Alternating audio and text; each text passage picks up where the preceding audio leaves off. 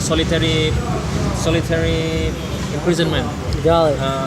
Solitary imprisonment. For example, underground prison. Underground prison is very very dark, and then and the room is very very Narrow. Crowd.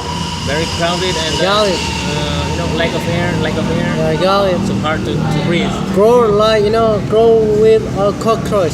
Cockroaches, mice. Mice. Yeah, I got it. I think, but Mosquitoes. Mosquitoes, of course, mosquitoes, and then he after he get maybe for 1 week or 1 month will be out again, good, Yeah, yeah. ordinary prisoner. That's all. Alright, second question. So, do you agree for drug dealer, right? Drug dealer. That's now in Indonesia. What do you think about that? Right now, Yeah. all right.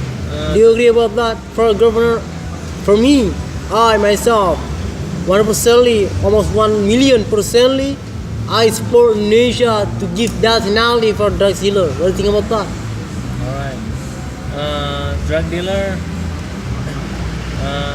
based on the track record, maybe the government or the policeman, police department should see the track record of drug dealer. Maybe the drug dealer is newcomer, newbie drug dealer.